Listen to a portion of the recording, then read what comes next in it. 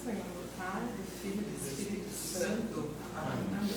Vamos pedir a intercessão especialmente hoje de Santa Teresa d'Ávila para que ela nos conduza neste nosso encontro, para que nós possamos ter mais claramente tudo aquilo que nós precisamos caminhar para chegar até o céu, que é o nosso alvo, a nossa meta. Que o Espírito Santo nos ilumine aquilo que eu falar, para que não fale nada em contraditório com o que diz Santa Teresa e a nossa Santa Igreja, e também para que vocês tenham a clareza do entendimento. Vamos pedir então a oração, vamos rezar a oração do Espírito Santo. Vinde, Espírito Santo, enchei os corações dos vossos fiéis e acendei neles o fogo do vosso amor. Enviai o vosso Espírito, e tudo será criado, e renovareis a face da terra. Oremos.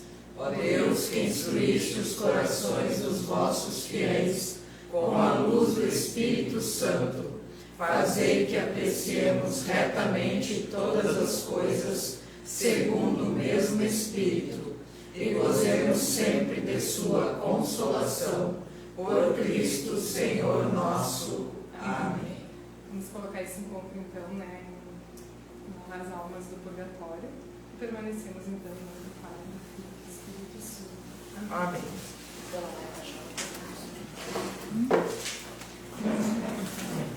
Então vamos lá.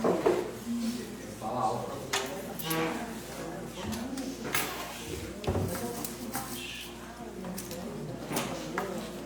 Mas é só botar o vídeo mais perto, porque às vezes a gente falando alto. Da ansiedade.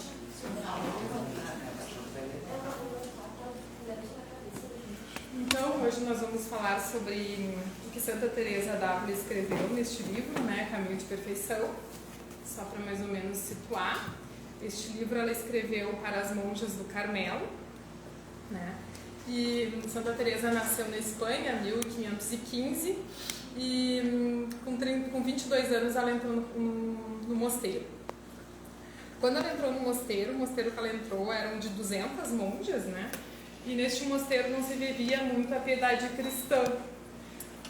Como algumas monjas eram admitidas por dotes, Então essas monjas elas tinham mais regalias dentro do mosteiro. Enquanto outras monjas, que eram de classes baixas e pobres, essas monjas tinham que pedir esmolas para poderem se sustentar dentro do Carmelo. E ela percebeu essa situação, depois de um tempo no mosteiro, ela, depois de uma segunda conversão, digamos assim, porque ela ficou um bom tempo sem ter nem a oração que ela fala da meditação, ela, diante de uma imagem de Jesus crucificado, ela conversando com Jesus, ela diz: mas Senhor, para que tantas chagas, para que tantas dores? E Jesus, então, neste momento, dá uma revelação para ela, E ele diz que é em função das conversas dela, numa área que tinha lá no mosteiro, das conversas vãs.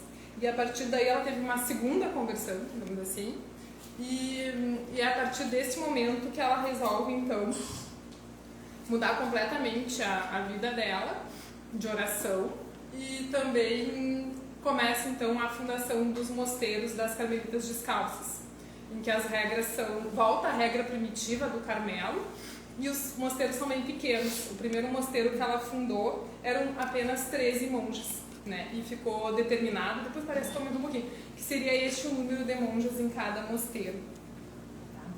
Então ela escreve este livro para orientar como devia descer a vida delas dentro do mosteiro. Então ele é um livro destinado à vida, digamos, contemplativa e vida de reclusão, que era o caso delas, mas em muitos aspectos a gente consegue realmente absorver muitas coisas para a nossa vida, porque é a vida de oração. E o momento que Santa Teresa viveu foi exatamente aquele momento da Reforma Protestante, Então, em 1517, que foi quando surgiu a Revolução Protestante. E então, aquele momento, a Europa, digamos, era toda ela católica, né? E de uma hora para outra você vê países inteiros, né, abandonando a religião católica. E também naquele momento as grandes navegações e a descoberta de novos continentes que precisavam ser evangelizados. E para ela era uma grande missão rezar pelos missionários, para que eles conseguissem chegar antes nesses países, né, os católicos, para evangelizar esse povo. Então ela se vê assim, que naquele momento a Igreja Católica estava com muitos inimigos. Muitos inimigos. Ela assim, são tantos inimigos e aqueles às vezes muito favorecidos pela Igreja, porque ela via pessoas de dentro da Igreja Católica mesmo, muitas, né, em vários países, inclusive, abandonando a religião católica e mesmo se voltando contra ela, né? Então ela se vê assim uma situação de que a Igreja Católica tem muitos inimigos e muito poucos amigos. E que se eram tão poucos os amigos do Senhor, esses tinham que ser muito fiéis. Tinham que ser verdadeiros soldados, né? E então é com esse propósito que ela se dispõe a fundar os mosteiros, né? Que esses mosteiros, ela vai comparar que esses mosteiros teriam que ser como verdadeiros fortes, né? Então que fosse um local onde mesmo que aquele país fosse completamente invadido, tivesse um local ali que estariam os melhores soldados, que estariam dispostos a dar a sua vida para salvar aquele rei. Então ali não poderia haver traidores, né? Tinham que ser realmente soldados que fossem fiéis e que tivessem esse propósito muito firme, né? De dar a vida por Deus, de dar a vida pela igreja e de rezar pelos missionários. Então ela considerava ali que ela estava entrando realmente numa guerra, né? Numa batalha. Não uma batalha de armas, como estavam acontecendo em vários locais, mas uma batalha espiritual muito grande. E ela tinha para si que essa batalha podia ser vencida pela oração. Então ela fala assim que muitas vezes chegavam a elas pessoas até muito, digamos, devotas, mas pedindo coisas terrenas, né, favores terrenos, que elas rezassem pelos favores terrenos. E ela dizia assim, não sei se rio ou me aflijo, né, porque vendo esse mundo pegar fogo, as pessoas ainda estão tão preocupadas com coisas terrenas. Então ela dizia assim, por mais que eu pense em pedir ao Senhor, não penso que em algum momento Ele iria me atender, né, em coisas tão passageiras. Então ela pede esse compromisso de oração. Então, como no Antigo Testamento, né, tinha o sábado, que era o dia da oração, no Novo Testamento já diz a palavra, né, orai sem cessar. Então essa era uma das regras do convento. Orar sem cessar. Ela considerava a oração o ponto mais forte de todos. Porque ela diz que através da oração se consegue as outras práticas de jejum, de penitência, né? Que tudo é a partir da oração. Então, outra coisa que Santa Teresa deixava muito claro desse livro aqui é a respeito do descuido das necessidades corporais. Então, porque ela via no Carmelo, dos mosteiros, né, que muitas monjas se preocupavam muito com as necessidades corporais e procuravam alcançar dos homens o sustento, né? Então, procurando fazer alguma regalia, algum favor para os homens, né? E ela deixou muito claro isso, que elas não deviam nada a ninguém, que não deviam de pedir nada a ninguém, que tudo deviam pedir a Nosso Senhor, que Ele providenciaria todas as coisas, que a única coisa que elas fizessem pelas pessoas que serviam a elas, no caso ajudavam elas, era a oração. E ela dizia, não quereis contentar os homens para conseguir o seu sustento, porque podereis ficar sem nada, né? Contentar apenas ao Senhor, que move os ricos e as riquezas. Então ela dizia, deixava muito claro isso, que ali no mosteiro elas estavam para rezar pelos missionários e para contentar somente a Deus. Então esse descuido das necessidades corporais, inclusive das mais básicas, que elas não procurassem agradar os homens para tentar conseguir daí o seu sustento. E outra coisa que ela falava também é que essa oração pelos missionários da igreja era tão grande, é uma missão realmente do mosteiro, que elas se descuidassem até das orações por elas mesmas, né? Que a partir daí, ela coloca assim, que importa fazer o que é mais perfeito para a glória e bem da Santa Igreja. E naquele momento, ela colocava que era rezar pelas almas dos missionários, né, que estavam vivendo um grande confronto em função daquele ambiente que estava acontecendo ali. Empregar todas as orações, desejos, disciplinas, jejuns, tudo com o propósito de alcançar almas a Deus, para que não se perdessem mais almas para os que ela chamava os incrédulos, que ela falava, um termo até mais forte, assim. Infiéis? Os infiéis, os que vieram os... Então ela dá 3 recomendações, assim, também, às monjas, que o primeiro é o amor umas com as outras, que depois ela vai explicar melhor, posso até adiantar um pouco, porque depois às vezes ela vai e volta, né? Então o amor uma com as outras, e ela fala de 2 formas de amor, né? Uma é o amor natural, lícito, o amor natural lícito, que se tem exatamente uma mãe com filho, é um amor natural, né?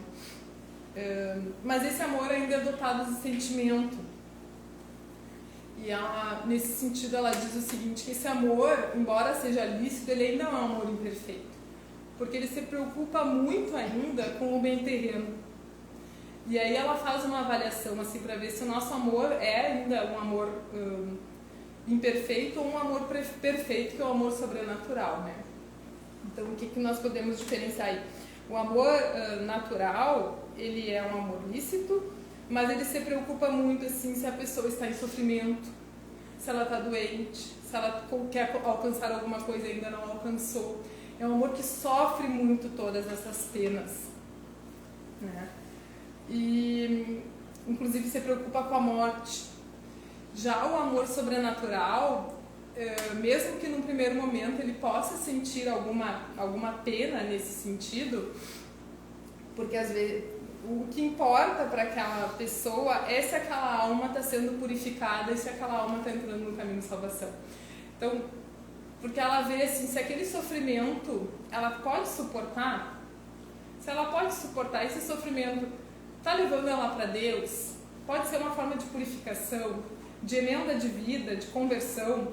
Se ela vê que esse sofrimento pode ser para esse caminho, ela fica completamente desapegada, digamos, de sentimento. Na verdade, ela não tem esse apego de sentimento. O que importa para ela é se aquela alma está no caminho de salvação. Então, esse é um amor sobrenatural. Um amor que se preocupa somente com a salvação da alma. Então, o desapego, né, que ela vai falar, então, de todo criado, que era a terceira recomendação, né, o amor uma pelas outras. E esse amor, ela fala que esse amor tem que ser esse amor virtuoso, sobrenatural, porque se ele não chegar neste ponto de amor virtuoso, sobrenatural, vai ser um amor de apegado, de afeição. Então, é um amor que está muito relacionado à vaidade, né? Então, um amor que talvez eu não diga para o outro alguma coisa, alguma correção, porque ele pode ficar magoado comigo, mesmo que aquilo seja para salvação daquela alma. É um amor que se preocupa muito em ser amado, né? Em ser considerado, em ser estimado. Então, este desapego de todo criado, e depois mais adiante ela vai falar isso também, não é um amor que não se importa com o outro. Pelo contrário, ela vai dizer que é um amor muito maior. Parece um amor desinteressado, porque na verdade aquele amor realmente não busca o benefício próprio, não busca uma paga, né? É uma amizade que não busca uma paga, é um amor que não busca uma paga, mas um amor que busca a salvação daquela alma, que sabe que o bem mais precioso e o único bem que você tem que buscar é esse, né? Não adiantaria outro bem se você perdesse o céu. E outro que ela diz é a verdadeira humildade. Então essas 3 recomendações ela dá para as freiras. né? E das monjas ali, a humildade ela fala que é o principal. Depois ela vai destrechar melhor, né? Até ela fala o seguinte, que o apego demais, ela até fala, no caso das monjas, quando elas começam a se apegar muito a uma delas, assim que elas têm que se afastar. Porque esse apego a uma pessoa, a uma das monjas, vai fazer com que a vontade vai sendo enfraquecida, né? Então eu começo jamais querer agradar a amiga do que agradar a Deus, né? Então esse apego, ela diz, então amar a virtude e os bons costumes, né? Andai acautelados, fugir sempre de fazer caso do exterior. Isso que ela fala também, muitas vezes amamos mais aquele que nos parece ter atrativos exteriores do que aquele propriamente que tem um coração virtuoso, né? Que a nossa vontade seja escrava somente do Senhor.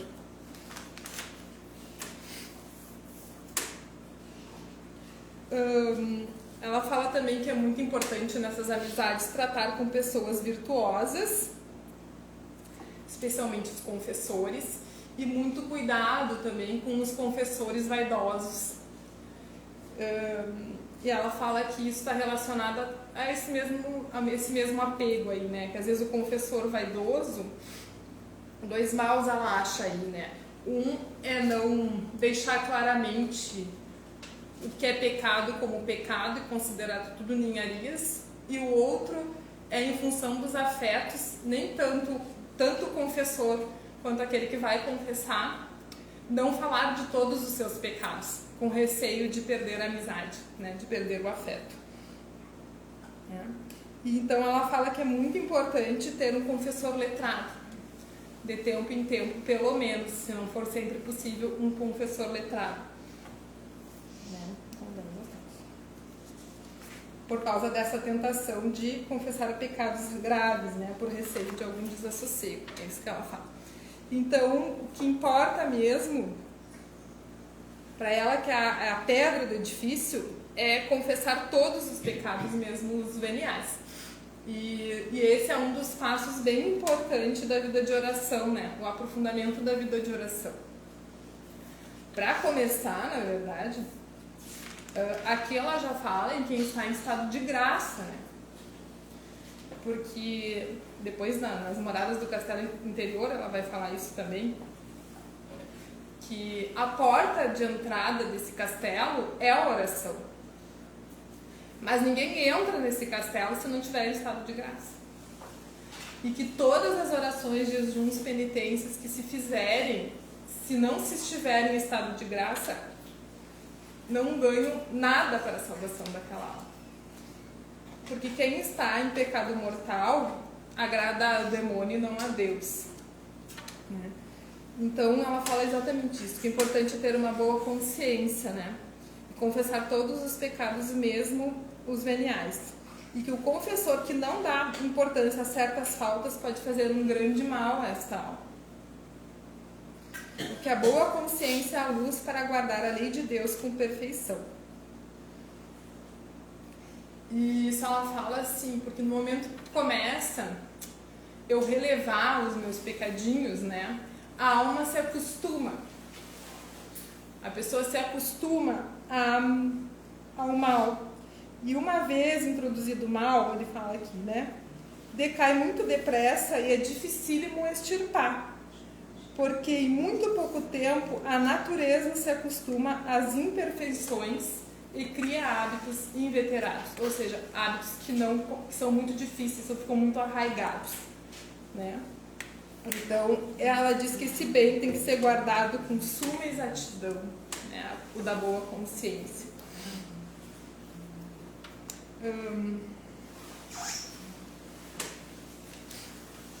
Então aqui, quando ela fala deste amor puramente espiritual, que é aquele que procura né, a salvação daquela alma, ela vai falar por que desse não apego às criaturas e ao Criador. Então ela faz uma comparação, né, entre o que é se apegar às criaturas e o que é se apegar a Deus, a comparação que há aí, né. Então, inclusive, ela vai colocar a respeito dos pontos de honra e tudo mais, porque a diferença que há em prestar amor a Deus e aos homens. E quando ela fala disso, ela vai colocar até ali com quanta pompa e circunstância, como a gente diz, a gente cuida para falar com pessoas de maior autoridade, né? Quando a gente vai falar com uma pessoa que tem uma grande autoridade, que tem um grande cargo, ou que a gente quer fazer um pedido para essa pessoa, como a gente fica melindroso, né? Tu cuida como que tu vai falar, tu cuida como tu vai se vestir, tu cuida o que tu vai pedir para que saia tudo perfeitamente. E já quando nós vamos falar com Deus, vamos de qualquer jeito, né? Então ela faz essa comparação também em relação a Deus e as criaturas, né?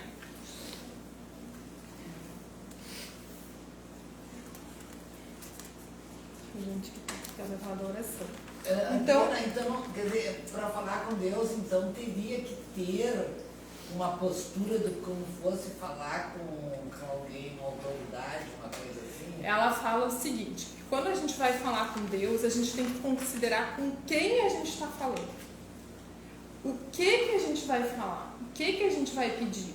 Se, na verdade, não é uma questão de pompa, mas é uma questão de eu colocar, porque na verdade ali ela fala assim, no final, né, de entrar para dentro da minha alma, né? Claro que tem que ser o meu amigo, às vezes ela fala, falar como um pai, falar como um irmão, mas eu tenho que tomar consciência com quem eu estou falando. Porque o que ela deixa muito claro aqui, ó, eu não posso estar falando com Deus e ao mundo ao mesmo tempo, né? No momento em que eu me disponho à oração, eu já falei um pouquinho aqui, no momento que eu me disponho à oração, aquele tempo que eu dei para Deus, eu tenho que considerar que eu tenho que estar completamente desligada das outras coisas do mundo. E não tratando com Deus e pensando aqui, ali, em várias coisas. Então, eu tenho que ter esse zelo naquele momento de oração. Por isso que ela fala, eu tenho que saber com quem eu estou falando. Eu estou falando com Deus, é o Senhor Todo-Poderoso, é o Rei, é o Criador do céu e da terra. Então, toda essa questão assim, de eu colocar esse zelo, esse cuidado no momento de oração. Porque daí está relacionado depois às distrações voluntárias, né? Então, a pessoa você coloca em oração, mas ainda o seu interior, o seu pensamento não está voltado para aquele momento. Então, o quanto isso é importante, né? Que ela fala exatamente em relação a isso. Com quem eu estou falando, quem fala, né? Ou seja, quem fala? Uma miserável criatura, né? Nada. Fala com quem? Com o Deus Todo-Poderoso. Então, o que pede, né? Como pede? Então, se ela coloca no sono. Ou vigilante, né? Não, às vezes a gente reza muito cedo e dá sono, né? Então tem que estar mais vigilante, né? Na oração, não pode bocejando no sono, quase dormindo. Ave Maria cheia de glória. Isso ela vai falar também de digamos, qual o momento mais oportuno, dependendo da pessoa. O melancólico tem um jeito, aquele que é muito atarefado tem outro. Ela fala que a pessoa tem que escolher o melhor momento de oração, de forma que aquele momento realmente ela consiga dar para Deus, né? Então, nem todo mundo vai ser no mesmo horário, mas eu tenho que ter essa fidelidade, essa perseverança. Ela vai falar mais adiante. Porque essa perfeição da oração é um exercício. Tu vai, né? Se na primeira vez já sem perfeição, tu vai. Com certeza. A gente falou, até eu falei numa aula sobre oração, que existem métodos que você vai aperfeiçoando a oração, né? Se concentrando primeiro nas palavras, depois se concentrando na frase, depois se concentrando no treinamento. Só passando aqui para não ver. Então ela vai colocando aqui, vamos voltar um pouquinho aqui. Então, a respeito do amor puramente espiritual, né? Então ela fala que as almas já elevadas, né? Elas já não se importam mais em querer ser bem consideradas, né? Elas já, como eu disse, já calcaram tudo debaixo dos pés, né? E procuram agradar somente a Deus. Vou seguir para mim não. Então ela fala também isso, né? Que esse amor, ela diz, no momento em que essa alma, no caso, essa alma mais que já procura este amor espiritual, ela vê uma outra alma, né? Ela prescinde do corpo, né? Mas ela busca ali um tesouro, que é, no caso, a alma mesmo, né? E o amor é tão grande, busca tanto a salvação daquela alma, que ela não se detém em fazer todos os sacrifícios e penitências para que aquela pessoa se salve. Então ela fala que esse amor realmente é muito grandioso e que é um amor que é muito dolorido também. Porque muitas vezes aquela pessoa não vai para frente, né? Ou tu reza e vê que aquela pessoa não se emenda, e reza e vê que aquela pessoa não se emenda. Então é um amor extremamente sofrido. Tanto é que a Santa Teresa vai dizer assim, embora pareça para alguns, né, que as contemplativas podem ter algum regalozinho, diz ela, no final das contas, os ativos da vida ativa talvez não pudessem carregar um dia a cruz que carrega. Tal é o sofrimento que elas têm, né? Então, ela coloca isso porque a virtude é muito amor, né? Ela se conforma no sacrifício de Cristo. E sofrem por essas almas que não amam a Deus. Inclusive ela diz, né, porque se essa amizade não virar uma amizade em Deus, né, virtuosa, a amizade vai morrer, porque em um momento vão se separar, nem que seja na morte, né? E daí uma vai para o céu, outra vai para o inferno. Ela diz, né, é uma amizade que não irá durar, né? Uma amizade que vai acabar. É um amor que acabará com a vida, né? É bom definir esse termo amor sobrenatural, esse amor sobrenatural no nome, né? Caridade. Sim. A caridade que é a primeira virtude teologal. Sim. Né? Uhum. Então ela vai dizer, né, esse amor dessa alma santa é apaixonado, não mede esforços, lágrimas, penitências, cuidado e encomendar as orações àquela alma do amado. É um desejo contínuo de o ver progredir. E que mágoa e quanto sofre quando isso assim não acontece. Da morte corporal nenhum caso faz. Tudo o que deseja é ver rico de bens do céu o ente amado. E este é o verdadeiro amor. E qual que é o limite do amor? O amor que busca somente a salvação da alma, né? E daí aqui ela fala exatamente isso, né? Que vendo que essa alma está indo por caminhos, né, por veredas distorcidas, né, logo avisa. Não se preocupa de falar até palavras duras, né? Logo já vai avisar. Que logo tem que se emendar. E se não se emendar, a amizade acaba, né? Como ela diz, né? Não se importa com lisonjas, não recorre a lisonjas, nada disso, né? Procura realmente estar despreocupado do que aquela pessoa vai pensar, digamos, dela. Vamos ver aqui só pra mim. Mas ao mesmo tempo ela fala exatamente isso, né? Que como tem algumas almas, digamos, mais fortes e algumas almas mais fracas. E ela fala em relação ali às próprias monjas, né? Que ela vai dizer que umas já estão num estado tão elevado que não tinham mais necessidade de recreação, que ela fala assim, né, de conversar com as outras, mas que por amor àquelas almas, né, que elas se dispusessem a isso como um ato de sacrifício, por aquelas que ainda precisam, né. Outra coisa que ela coloca também era sofrer com as penas das irmãs, né, no sentido de sofrer para que elas tenham a fortaleza de suportar, né. E também exercitar na virtude contrária às faltas. Então, quando vê que aquele irmão tem certos vícios, aquele que o ama, né, que quer o bem, procurar se exercitar ao máximo na virtude contrária ao vício, né?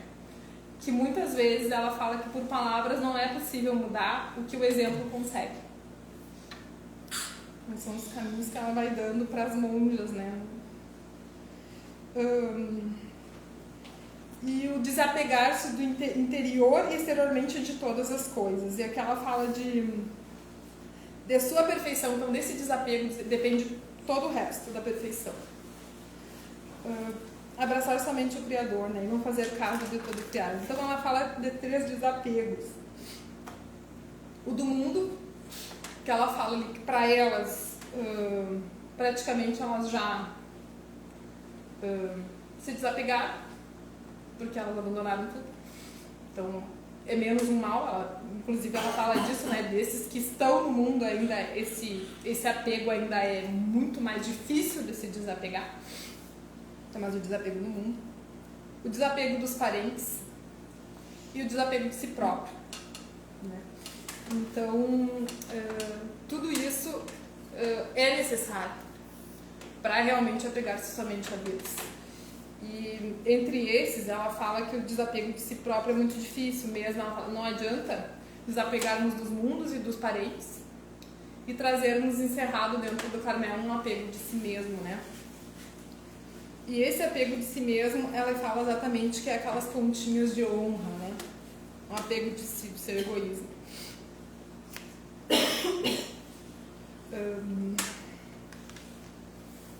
E que esse desapego não é um abandono, né? Porque o Senhor sempre coloca no caminho de santidade pessoas com aquele mesmo propósito.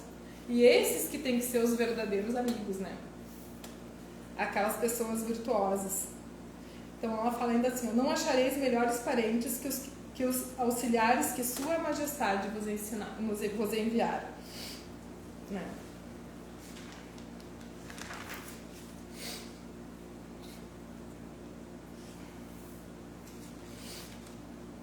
E do desapego de si mesmo, ela fala que está relacionado à humildade. E para vencer esse apego de si mesmo, é contradizendo a própria vontade. Então é a mortificação. Mais adiante a gente vai ver digamos que ela fala nos passos, digamos nos níveis de oração, primeiro grau, não é bem esse número inteiro, talvez, mas que a vontade está muito relacionada à oração de recolhimento. Seria terceiro nível de oração, como ela coloca aqui. Porque, não sei se eu adianto, depois eu falo. Depois eu vou falar da vontade. Bom, mas aqui, muito importante isso para o desapego de si mesmo é a mortificação. Tá? E trazer sempre vivo o pensamento da vaidade de todas as coisas. O que é isso? Eu pensar que tudo passa. Então, que essas vaidades do mundo, essas considerações vão passar. E não é isso que vai ficar. E eu pensar, então, voltar no pensamento para as verdades que são realmente eternas. Para as coisas que não vão passar. Então, meu pensamento e empregar meu amor naquilo que é eterno, não naquilo que é vil, naquilo que passa. E como é isso, né? A gente coloca, às vezes, esses pensamentos na cabeça e como vem mesmo, quanta futilidade do mundo, né? E como os bens eternos são tão mais valiosos, mas é um exercício que tem que ser feito sempre, né? Porque logo a gente já vai se apegando de novo, né? Então, nas mínimas coisas, ela diz andar com todo cuidado. Afastar o pensamento de afetos das coisas criadas e voltá-la para Deus. Isso uma atitude de exercício frequente. Que a virtude da humildade e do desapego tem que andar sempre juntas, né? O desapego, então, relacionada à mortificação da vontade. E da mortificação, então, ela fala, né, da prática do jejum, da penitência, da mortificação mesmo das palavras, né? Então, de eu não querer ter sempre a última palavra, de eu não querer revidar. Ao mesmo tempo, ela fala que essa mortificação, às vezes ela tem que ser mais severa, às vezes ela tem que ser moderada, porque às vezes pode ser uma ação do demônio, né? No sentido da pessoa, e ela vai falar ali, que faz muitas mortificações, mas isso vai crescendo nela a vanglória. Porque eu posso mais que os outros, porque eu consigo me mortificar mais. Ela diz que se isso está acontecendo, não é ação de Deus. Ela diz que toda ação tem que... quando é ação de Deus, vem a humildade junto. Se está crescendo a vanglória, ou achar-se mais que os outros, é que a ação é tentação do demônio. Então ela fala então, que é melhor às vezes até a pessoa moderar as ações, se isso não está fazendo o fim que precisa, né, da humildade. Embora ela fala também que às vezes é ação do demônio a pessoa não fazer a mortificação e colocar qualquer empecilho para não fazer. Então tem que cuidar bem essa linha, né? Exatamente porque ela fala ali também que o demônio, ele é muito astuto, e o nosso corpo muito regalado, né? Nosso corpo muito regalado. Então, às vezes, qualquer mortificação, a pessoa já se enche de, tô cansada, fiquei com dor de cabeça, não posso fazer mais jejum, porque senão eu passo mal. E daí qualquer motivo já não faz mais nada. Então, ela fala bem isso, né? Que é importantíssimo as mortificações. Inclusive, ela fala ali para as monjas muito claramente, nós temos que estar disposto a sofrer enfermidades e a morte, né? Perder a saúde, né? Para salvar almas, né? Então, não queixar-se de males de sem importância. Então, não queixar-se de males sem importância. De males. Ela está falando sobre as mortificações, né? Então, fazendo uma mortificação, não queixar-se de males sem importância. Estou sentindo alguma coisa aí. Se puder sofrer, não vos queixeis. Então, isso é bem importante, né? Não queixar-se de males sem importância. E se puder sofrer aquele mal, não se queixar. Ela fala que quando a doença é grave, ela queixa-se por si só. Ou seja, quando é um caso grave, queixa por si só. Ou seja, aquilo fica muito aparente. Porque não precisaria a pessoa queixar-se, né? Então ela vê assim, ó, às vezes é o demônio que nos põe na imaginação tantas dores. E se não perder o costume de vos queixardes, a não ser unicamente a Deus, nunca mais acabareis. Então, nosso corpo tem certas manhas. Quanto mais o regalamos, mais necessidade inventa. É coisa pasmosa quanto gosta de ser regalado. Né? E é bem assim mesmo. E daí ela deixa bem claro para as monjas. Pobres e regaladas não podem ser, né? Então ela fala isso, né? Se não, como eu falei ali, ó, se não vos determinarmos de uma vez por todas a tragar a morte e a falta de saúde, nunca faremos coisa alguma. Essa determinação importa mais do que podemos entender, porque se pouco a pouco formos vencendo, ou seja, de pouquinho, mas vai indo, com suavidade, né? Ela fala no livro da vida, né? Com suavidade, não arrastados, mas com suavidade, mas sempre se esforçando mais. No fim de muitas vitórias, com o favor de Deus, nos tornaremos senhoras dele, né? E vencer tal inimigo é grande passo para triunfar na batalha desta vida. É vencer esse inimigo, que é nosso corpo, nosso regalo.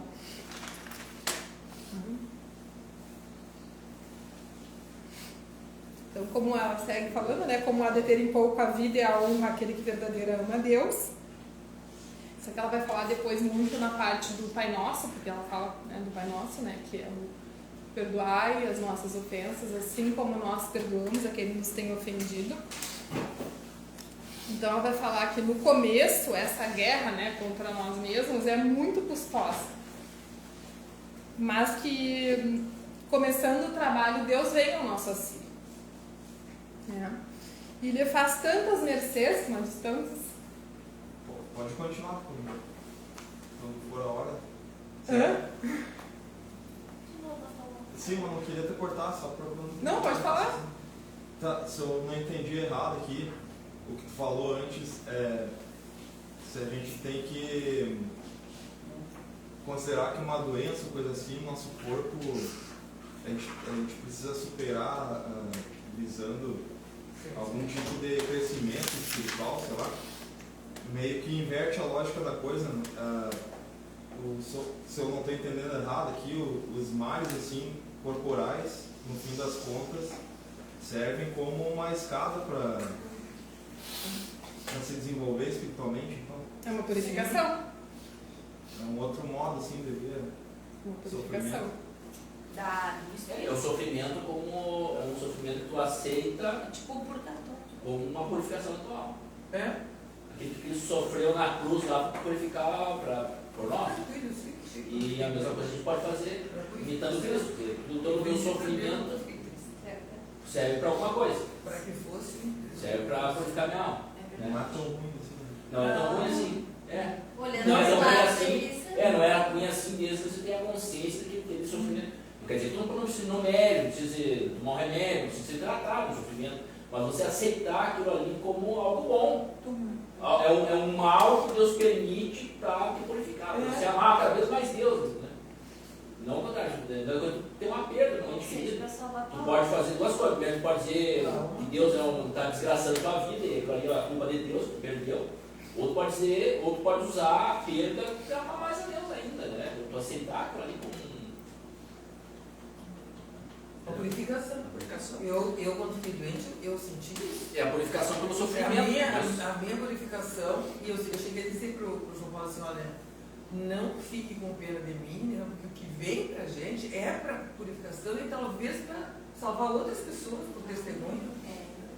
Então a pessoa aceita com alegria. Eu aceitei com alegria, eu nunca fiquei triste porque eu vivi desse jeito. E ela fala também da modificação do interior, né? Ela diz que é a mais importante, no sentido de mais meritória e perfeita, que é a modificação da vontade, né? Dos apetites e da vontade. Isso sendo feito aos pouquinhos, né? Ainda que em coisas miúdas, né? Faz crescer grandemente nas virtudes. A vigilância quanto às preeminências, depois a gente fala um pouco mais, né, de eu me achar mais que os outros, né? E ela fala isso aqui, ó. Se tiver pontos de honra ou apego, né? Nunca medrareis muito. Não chegareis a gozar o verdadeiro fruto da oração, ainda que vos tenhais exercitado muitos anos nela. Então, é extremamente importante a humildade, né? Então, se tiver apego à fazenda, que ela fala a si, as coisas, e ponto de honra, por mais que tenha se exercitado na oração, nunca conseguirá avançar muito.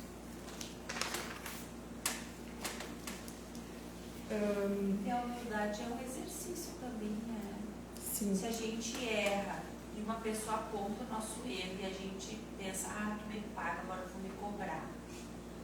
Aí tu tá não sendo humilde. Aí tu diz, tu tem toda a razão, perdoa, eu errei. Além de tu não estar sendo humilde, Né? tu vai fazer um outro Aí pecado que é a vingança. Aí é humildade, né? Tu dizer, tu tem razão. Aqui ela dá o exemplo, né?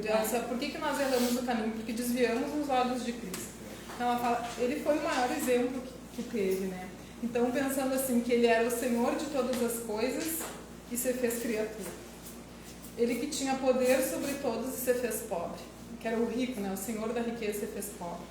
Ele que sofreu afrontas, foi humilhado, que podia ele ter saído, foi maltratado, foi abandonado pelos seus, foi desconsiderado perante os homens, como um homem qualquer, né? Foi traído, né? Foi, então, assim, ó, toda a humilhação que passou Nosso Senhor Jesus Cristo. Então, ela fala que quando a gente está sentindo, até na meditação, depois que a gente vai falar, quando tu está sentindo alegria, tu contempla as alegrias de Cristo, Cristo ressuscitado. Quando tu está sentindo tristeza, quando tu está mal, tu contempla Cristo naquela situação. E vê o quanto ele sofreu muito mais do que nós, sendo perfeito. E nós não merecemos muito mais sofrer sendo imperfeitos, sendo cheios de pecados. Quantos males nós já causamos, né? E mesmo assim nós queremos ser honrados, ser glorificados, não queremos sofrer. Então, sempre meditar em Jesus Cristo, na vida dele. Ele é o exemplo exatamente para fazer crescer em nós a humildade. Nós não somos nada, né? Tu vai pensar assim, no mundo inteiro, quantas pessoas existem? Né? Tem Deus acima de todas as coisas. E esse Deus se fez uma pessoa pobre, que se humilhou, que foi maltratada, que foi desprezada. Nós queremos ter honras e glórias, né? Então, realmente, Santa Teresa está por fácil. A gente sabe a parte da ressurreição, né? A gente não vai passar pela cruz, que é a parte mais sofrida. Então, Glória. Que é Insta. Só tô esperando Insta. Só Instagram.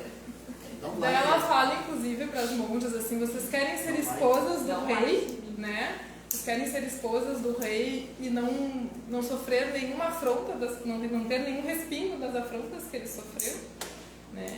Então ela fala inclusive da união matrimonial, né? Quando um esposo ele é ofendido, quando a esposa sofre junto, e da mesma forma ela fala Cristo ali, né? Se Cristo sofreu, eu não quero receber nada, eu só quero ficar com as coisas boas, a parte ruim eu não quero sofrer nada. Então, quando vier essa tentação, ela fala, além de fazer uma meditação interior, né? dos nossos pecados, das nossas fraquezas, das nossas limitações, da nossa pequenez, e diante da grandeza de Deus, da ilimitação de Deus, de tudo, e ele se humilhou e se apequenou e sofreu, foi desprezado. Então que a gente faça essa meditação quando vier esses pensamentos de vanglória, de falta de perdão, né, da gente querer ser considerado, de querer ser honrado. Porque o desejo de honras nos faz desmerecer, né, os méritos que nós poderíamos alcançar. Não há, ela fala ainda isso, né, que não há tóxico que tão prontamente mata a perfeição, o desejo de honra. Então, ela falou quanto importa não se fixar em pequenos melindres, né? Inclusive, ela fala assim, que a pessoa não deve nem se desculpar, né? Quando ela tem razão, no sentido de se desculpar, no sentido de querer ser considerada, né? E aqui ela fala também assim, ó, eu tinha razão, Eu falei. procederam mal comigo, olha aqui, ó, desculpar no sentido de dizer que eu estava certo, né? Olha aqui, ó, vou ter que provar aqui, ó, viu que aqui estava aqui, não sei o que, viu que eu estava... Quando a pessoa tem... Não é humilde. Exatamente, ela fala exatamente, e dela ainda fala assim, ó, nunca me falta pretexto para achar que é sempre mais perfeito desculpar. Então é bem isso, né? Mas ela fala exatamente isso, né? Julgar que eu tinha razão, que eu tenho, a última palavra tem que ser minha, mostrar para o outro que eu estava certo, né? Então ela fala que isso não, né? Que esses pequenos melindres acabam nos afastando de Deus também, que sofreu humildemente seus sofrimentos, né? As suas humilhações. E a respeito dos jejuns, como é que eram esses jejuns? A respeito dos jejuns, como é que eram esses jejuns? Fala? Não fala. Não fala. Os jejuns ela fala que tem que fazer, mas não fala como que elas faziam, não. Mas deve ter. Mas atualmente a gente sabe como é que são os modos de jejum, né? Tem alguns tipos de jejum que a igreja aconselha. Né? Tem desde o jejum de 24 horas, que é aquele jejum que é só pão e água, de 24 horas. Tem o jejum, tem alguns dias do ano que é obrigatório o jejum de 3 refeições, nós temos 3 refeições diárias, né? Café da manhã, almoço e janta. A gente nos jejuns de preceito, né? Então a igreja diz que tu tem que escolher uma refeição das 3. E as outras tu faz meia refeição. Tem vários tipos. Tem vários tipos de refeição. Tem só né? pão e água, tem só de líquido também. Tem vários tipos de jejum. Então, ela fala isso, né, que é grande prejuízo para si e para os outros, pessoas que são amigas de ser estimadas e tidas em muita conta.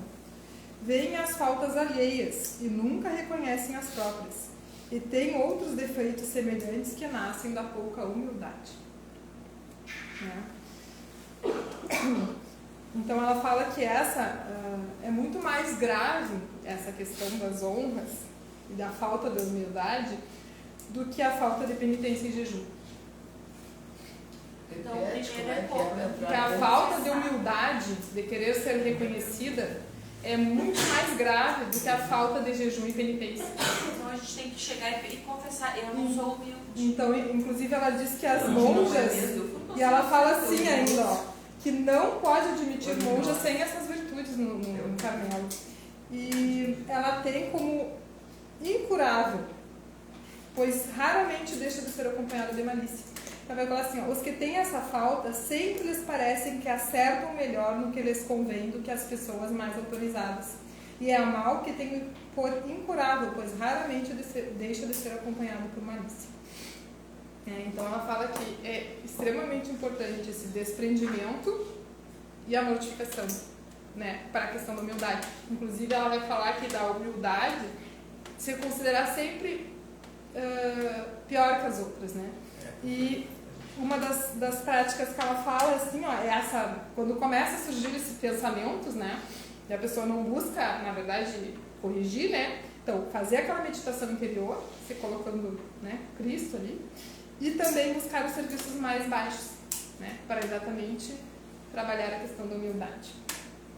Tá muito cansativo. Tá muito... respondendo isso. Então aqui ela fala isso, né, do bem que há em não se desculpar, mesmo quando nos vemos condenar sem culpa. Então nesse sentido que ela fala, de não se desculpar, nos condenaram, a gente não tem culpa, daí a gente quer mostrar que a gente não tem culpa, então ela diz que é um grande bem que há em não se desculpar, né? E contemplar o Senhor que sem falta alguma foi condenado, considerado culpado e sofreu tantas injúrias. Então essa meditação na paixão. E ainda ela coloca, será que o mal que falam de mim às vezes não tem até certa razão? Quantas vezes eu já fiz mal, né?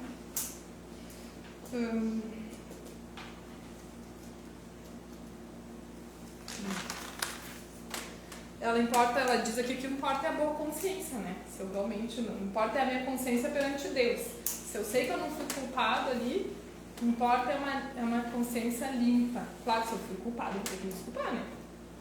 Não, eu fui culpado, não. Eu tenho que me desculpar. É o deixar se condenar sem culpa, né? Não é com culpa, né? Sim. É sem culpa. Pensando em quais coisas têm valor e quais não têm, né? Então ela fala até do exemplo de Madalena, né, que naquele momento foi acusada, e até com certa culpa, e como o Senhor não saiu por conta dela, né? Então ele fala isso, que deixemos que o Senhor seja o nosso defensor. Sim, Né? mas aí na verdade, de repente, até desenvolver um bom hábito, assim, ó, sabe, na hora que sente a tal acusação, que Deus está vendo. Isso. Deus sabe. Deus sabe da verdade. É a boa consciência perante Deus. Eu sei que se a minha consciência está limpa perante Deus, é isso que basta. Eu entrego aquilo como um sofrimento, exatamente como uma humilhação, né? Para Deus. Eu entrego, porque é ali que ela diz que está o mérito. É nisso que a gente ganha os méritos, né, perante Deus. Porque exatamente ali a gente vai se conformando e vai vivendo o sofrimento que Cristo viveu. De ter sido abandonado, de ter sido injuriado, maltratado, condenado sem culpa. Sem Né? merecer absolutamente nada disso, né? Exatamente, ainda sem culpa, né? Nós muitas vezes temos culpas, né? Daí ela diz que por este modo, quando vos folgueis da vossa honra, começareis a ganhar a liberdade. Né?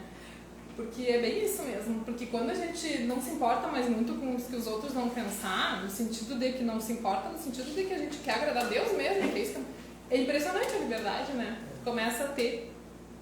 Porque quando a gente está querendo agradar muitos homens, né, fica cheio de mimimi mesmo, chega pensando na honra da gente mesmo, enquanto eu estou sendo estimada, como estão gostando, já que estou agradando.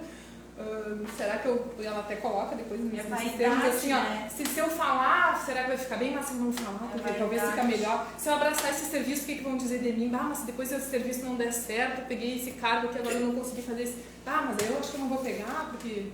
Então, porque eu fico pensando mais o quê? Nos homens do que aprovação.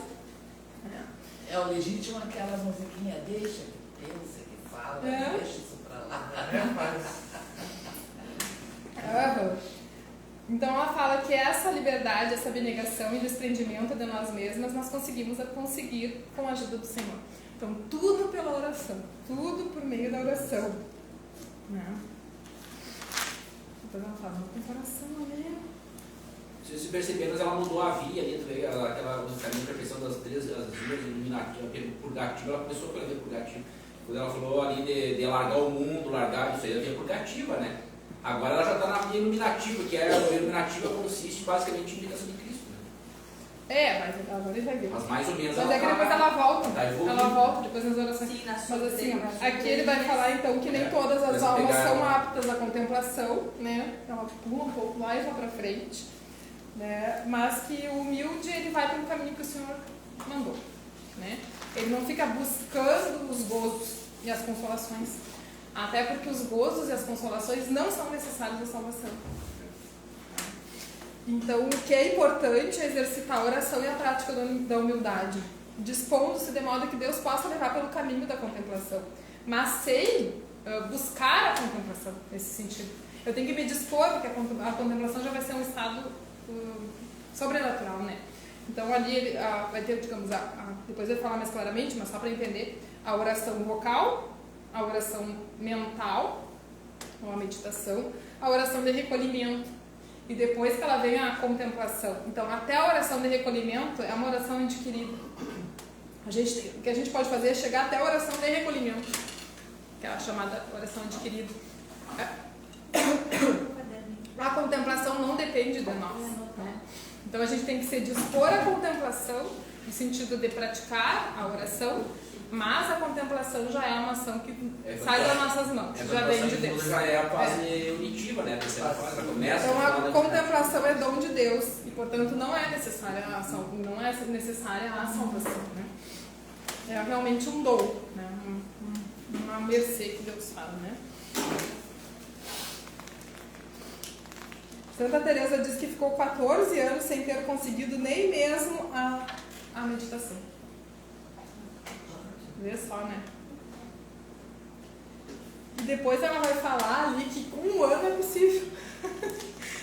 Que num ano de prática, de exercício, é possível chegar na oração de recolhimento, que digamos já seria o 3º nível, né? Mas ela vai falar ali que tem uns que mesmo com... Ela fala então como chegar nessas orações, né? Então, alguns pela leitura de bons livros, no caso da Paixão de Jesus Cristo, livros conseguem já ir num caminho de oração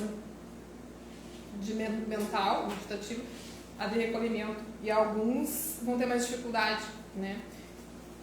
E muito está relacionado ao quanto a pessoa ainda está apegada. Ou seja, quanto ela consegue se desligar das coisas do mundo.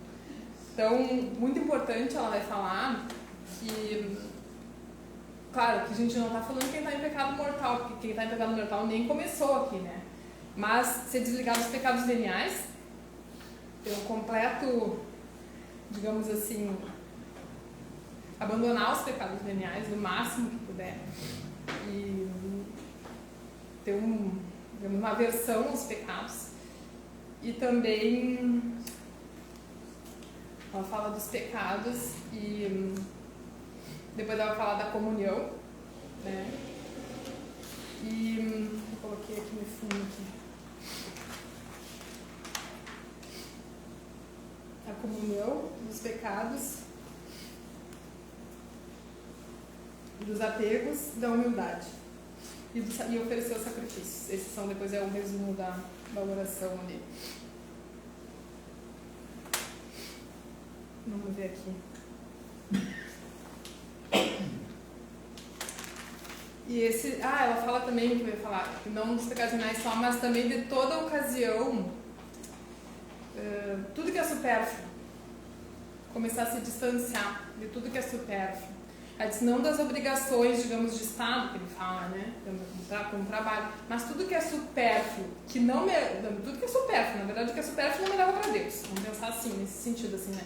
Tudo que é supérfluo eu tenho que começar a me desligar. Que é uma forma de progredir também no caminho da santidade. Inclusive em conversas, né? Ela fala muito tempo perdido em conversas, em bus, em festas, qualquer coisa, claro, não serve como meio de salvação. Não serve como meio de... Tudo aquilo que não está nos levando para Deus, a gente tem que começar a abandonar. Vamos dizer assim.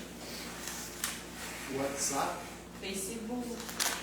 As mídias. Hoje em dia eu acho que o celular é uma das coisas que mais afasta a pessoa da oração. Porque isso vai levando a distração, né?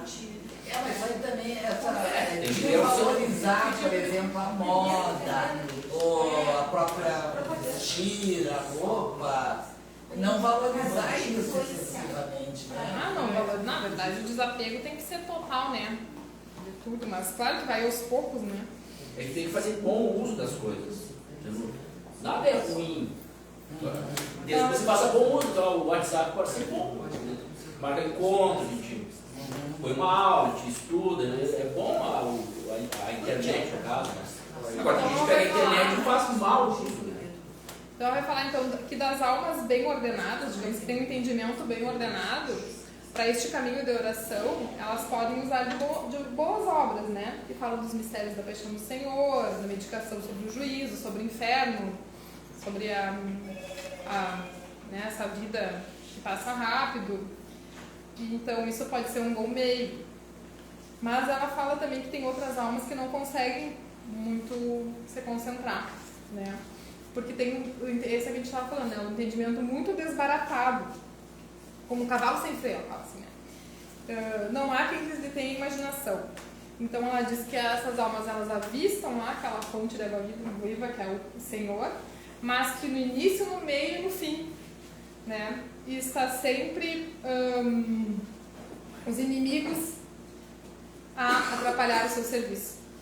E ela sofre tantos trabalhos, exatamente porque ela ainda é muito apegada, ela tem tanto trabalho na oração, que as orações iniciais dão muito trabalho. As orações, digamos, das primeiras moradas, são as orações que a pessoa passa mais trabalho. Exatamente porque ela está tão ainda apegada ao mundo. O demônio atenta muito mais. E então ela esmorece, né? Ela acaba perdendo o ânimo. Ela fala assim, né? Estando com sede, avistam a água muito longe, querendo ir buscá-la, acham que eles embarcam, passam no começo e no fim. Então elas perdem o ânimo. Mas ela fala que sempre, se permanecer a virtude da perseverança, né, na constância, vai fazendo com que isso aos poucos vai sendo trabalhado, né, naquela alma. Então ela diz, nunca deixe o Senhor de consolar neste caminho da oração, né? Então se a pessoa permanece, né, se aquela alma permanece, e convida e clama a todos para beber dessa água viva. Então o que ela diz que é importante aqui, tem uma determinada, ela usa bem esse termo, uma determinada determinação. Ela fala, no momento que se determinar a fazer, a orar, que se determine esse tempo, esse momento de oração e cumpra ele resolutamente, né? Com dificuldade, sem dificuldade. E ela fala... Nem chova, Exatamente, ela fala assim, ó, está disposta a antes morrer do que desistir de chegar ao término da jornada. Então, porque ali vai haver batalha, né? Porque, exatamente, o nosso pensamento, né, de ação do demônio. É um negócio que tu determinar assim, não, vou rezar o texto todos os dias. E tu tem que fazer. Nem que seja, agora eu tô com sono, agora deixa eu rezar de tarde, deixa de noite, aí deu problema, aí eu tive que, tô com sono, vou viajar, mas tem que rezar o texto, não interessa. Então ela vai dizer pode rezar mal rezado, ou melhor, rezar bem rezado. Mas às vezes, não, eu me tinha rezar o texto todos os dias. Mas eu vou rezar agora com sono, não interessa, reza, porque amanhã tu vai achar outra desculpa para não rezar. E assim vai aproveitar e tu apaga aquilo ali. Importa que Rezar, já rezei bastante dias, era para rezar todos os dias, mas 2 dias que eu não rezo, não é pecado você não rezar, mas se você se comprometeu, isso serve como uma linha, uma corda, que você pega naquela corda e vai. Ela diz assim, ó. Ela vai falar. E aí só depois depende de você achar um horário para você rezar, que é o melhor horário para rezar. Uns é de manhã, uns é de tarde, uns é de noite, uns é de dormir. E outro vai adaptando, vai aperfeiçoando a oração. Então ela vai falar o quê? Então dessa forte e inquebrantável determinação de não parar, né? Venha o que vier, suceda o que suceder, custe o que custar. Nenhum caso passais dos temores que vos quiserem incutir, nem dos perigos que vos pintarem, né?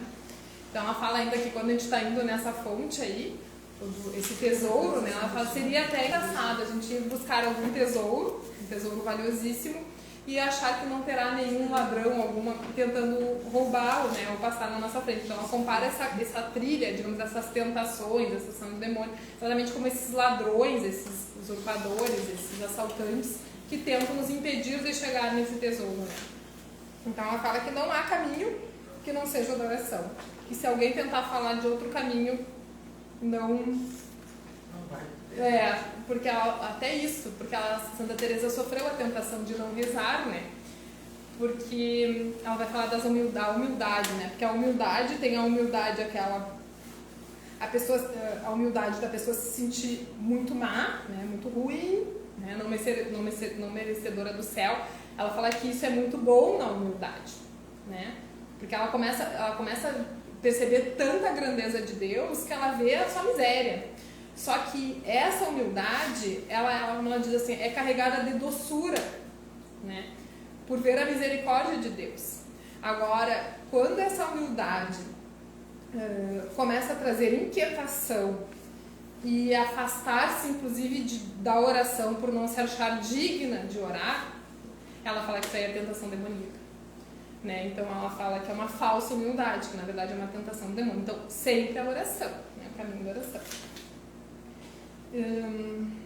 Também ela diz assim, ó, não dar crédito à opinião do vulgo, ou seja, aquele que não se conforma com a vontade de Cristo, né? Não dar crédito.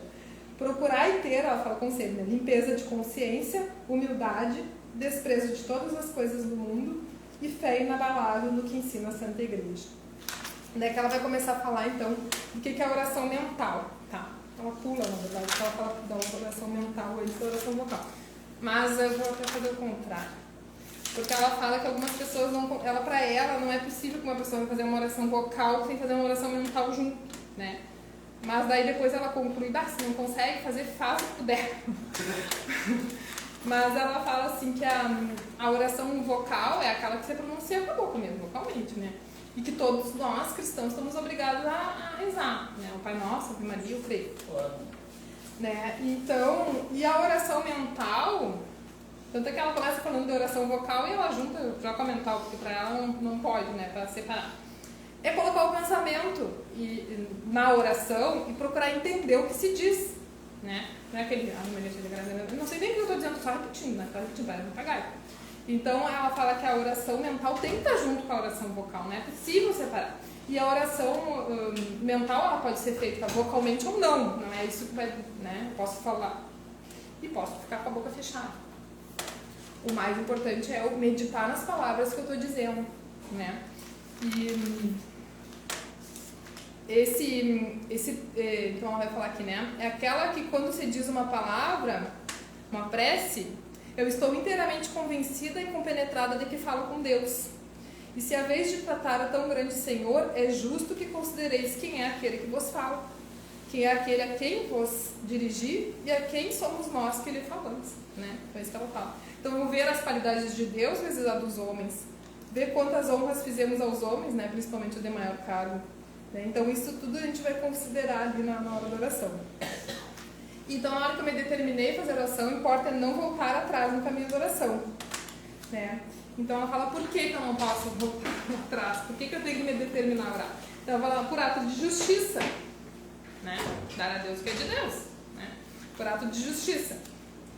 Então, ela fala assim, não há maneira de empréstimo, porque ela fala que a gente dá para Deus, mas depois me pede de volta.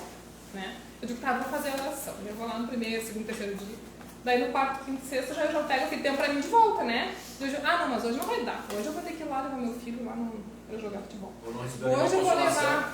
Hoje eu vou ter que sair e não sei hoje. Hoje eu não vou rezar porque eu não vou me acordar cedo, tá gelado, domingo, um pouco. Então assim, na verdade a gente não entrega pra Deus, na verdade a gente põe quando o Senhor levanta uma de Nelson, quando o Senhor estende a mão pra pegar, a gente pega de volta, né? Então dar determinadamente, né? Não a título de empréstimo. Então, que ao menos esse tempo que resolvemos dar ao Senhor, do muito que gastamos conosco, esteja nosso pensamento livre e desocupado de tudo. Com maior determinação e trabalho, não lhe tornaremos voltar a pedir. Né? Então, mesmo que eu passe por contradições, por securas, que eu não tenha os consolos, os gozos, que eu mantenha a fidelidade. Né? E dar esse tempo para Deus sempre, todos os dias. E devo olhar esse tempo não como coisa minha, mas coisa que é de Deus, né? Então ela diz que o essencial é manter a firme intenção. Mesmo que algum dia eu fale por algum motivo, é justo que ela diz, que eu volte novamente. Então ela fala também que essa determinação, então por ato de justiça, né? Depois ela fala que o demônio tem menos poder para tentar uma alma resoluta. Então, uma alma que está decidida a manter aquela oração, custe o que custar. Ela não cai, ela não cede, né? Ela, exatamente. É muito mais difícil o demônio agir. Ela não fraqueja. Agora, quando ele ainda fala isso, né? Que quando o demônio percebe que é uma alma inconstante, não está firme no que se determinou, não a deixa em paz. Né? Nem de dia nem de noite, inventa 1000 temores inconvenientes e é um não acabado. que o demônio fica, então, tentando aquela alma muito, e aquela alma não consegue manter a constância, exatamente porque ela não teve uma determinada determinação. E a terceira, então, a calma, porque, né, dá esse tempo para Deus. A alma peleja com mais essa determinada determinação. Mas ame, pois vem o que vier, não há de tornar atrás. Vai fazer. Né? Então ela fala aqui ela dá um exemplo até como um soldado que está pelejando uma batalha. E ele sabe que se ele perder a guerra ali, ele vai ser morto. Né? Então ele peleja ali, mesmo, ele prefere morrer no combate do que se ele deixar-se vencido. Então ele está ali, se ele vencer, ele vai ter a vitória, né? Ele o exército dele vai ter a vitória, vai conquistar. E se ele não vencer, ele vai ser morto. Então ele dá vida naquela batalha ali, né? Não teme os golpes, como ele diz, não teme os golpes, porque sabe que aquela batalha defende a vida dele. Né? Então ela vai dizer que o temor acovarda muitas almas, né? Então porque não conhecem de toda a vontade de Deus. E ela fala assim, os que já tratam de oração já sabem como bem recompensa o Senhor. Os que não tratam, ficai sabendo que é 100 por 1 desde esta vida. Então ela vai colocar aqui a respeito do pedir, recebereis, né? Então, que na oração é o momento que a gente tem que pedir a Deus as graças que a gente precisa. E é na oração que Deus nos dá. Então, se a gente está precisando de mais graça para conseguir manter aquela constância, a gente tem que pedir a constância, a perseverança. E tudo que pedir em oração, a palavra já diz, né? Deus nos concederá. Né? Então ela fala exatamente isso, que Deus vai nos dando aquilo que a gente precisa na oração. Outra coisa que ela fala é que a alma se recolhe a sós, né? Fique sozinha. Colocar o seu pensamento em Deus. E se ela está muito desbaratada em algum momento, que ela se ocupe de alguma outra obra virtuosa, ou a leitura de alguma leitura que ajude ela a meditar sobre a paixão de Cristo, alguma obra virtuosa. A Via Sacra, né? Isso, sobre aquilo que a gente falou ali também, né? Sobre o inferno, Primeira sobre carta o de purgatório, João sobre... também. Exatamente. Tem orações. Eu não tenho mais 10 minutos. Tá. Então a gente viu, então a oração vocal é aquela que você reza com a boca, né? Palavras, assim, falando. A oração mental, então, quando eu começo a buscar o entendimento naquilo que eu estou falando.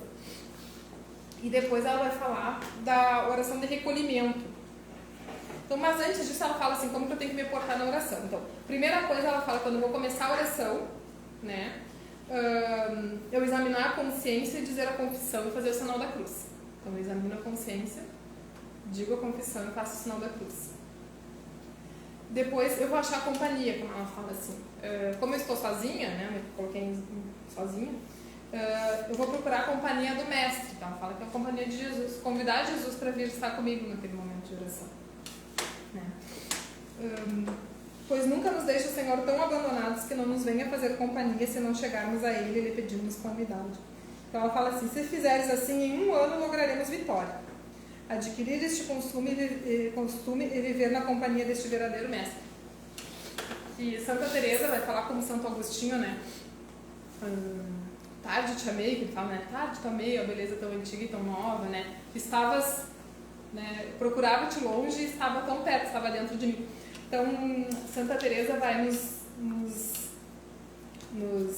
fazer essa meditar, mas também buscando dentro de nós Cristo, né? Então, esse recolhimento, na verdade, é para dentro de nós, né? Buscando Deus lá na nossa alma, buscando o Senhor na nossa alma, e procurando nos recolher dentro da nossa alma. Então, essa oração de recolhimento é exatamente quando a gente suspende todos os sentidos, né? Então, vai adquirida, tá? Essa é adquirida, não é a comprovação. Então, os sentidos externos, né? Principalmente a visão e a audição, e os sentidos internos, a memória e a imaginação, que são os principais, no caso, nessa oração de recolhimento. No sentido de que tudo esteja voltado na oração, né? Não esteja, né, caminhando por aí, né? Tudo esteja voltado para a oração. Ela fala que o ponto está em cobrar costume, né? Então ela fala até que isso, né? Que a falta de trato com uma pessoa faz sentir estranheza. Quando a gente nunca conversa com uma pessoa, vai ficar até sem assunto, né? Chega a pessoa ali e fica, oi, pois é, clima, né? Tá sol, chuva, vento. Então a gente nem sabe o que falar. E quando tu tem intimidade com a pessoa, surge aquele monte de assunto. Então ela vai falar exatamente isso, que a oração é exatamente tratar com Deus, né? É conversar com Deus. E quanto maior for esse trato, maior será a intimidade.